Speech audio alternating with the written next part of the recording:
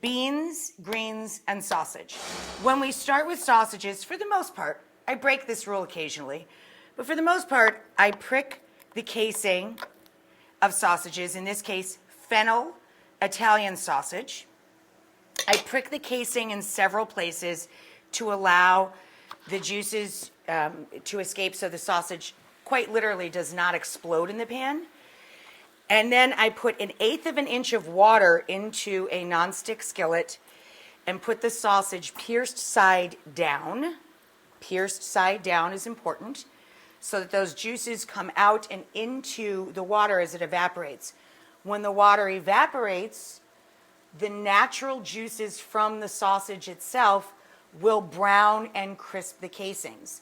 Now, if you have time the day before, you can soak dry beans, very inexpensive. I always keep them on hand in the pantry. And I always cook them in a pot covered with cold water by 2 inches with salt and an onion and a bay leaf. They will have more bite, a little more texture, a density of flavor that canned beans can't really match. But this is about fun, quick, easy go-to cooking. We most often make this meal with canned cannellini beans. You can use 1 or 2 depending on how thick or thin you want your dinner to be.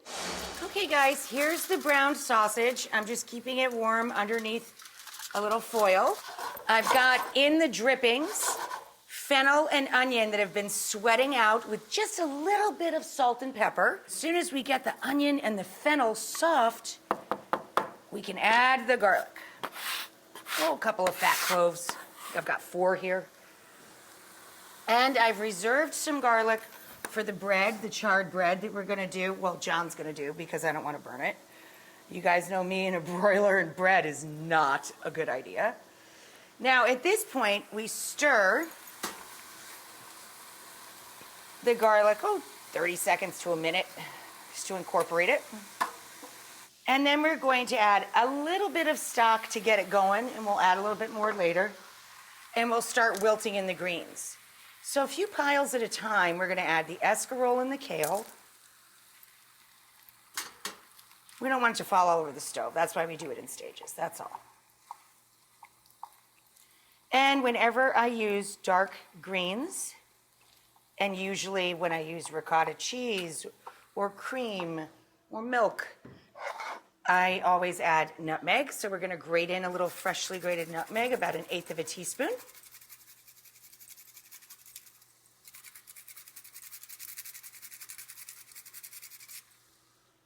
Okay. And to help this cook down and pick up all of the drippings and the vegetable drippings, I'm also gonna add in, the last of this white wine that we had in the fridge. I'd say that was about 3/4 of a cup to a cup. And we've got this cooking, I know it doesn't sound like it or look like it, but I have this on high. Like I'm trying to reduce out a lot of the alcohol and wilt down the greens quickly. So now I can add the rest of the stock. Another turn of the pan. As I said, we're making kind of a thick stew sort of a thing, not a soup. And we'll add our canned cannellini beans. You just let it come together a few minutes and heat through. Okay, guys, look at this beautiful one-pot dinner. We're now going to bring to the table with a little splash of lemon juice, and you serve it right from the pot. It's so pretty and so easy. John perfectly charred the bread. Thank you, honey. You're welcome. I've already done 1/2 here. So we take a cut clove of garlic and scrape it along the charred bread. The toasted edges of bread capture the flavor of the garlic as it shreds into the bread.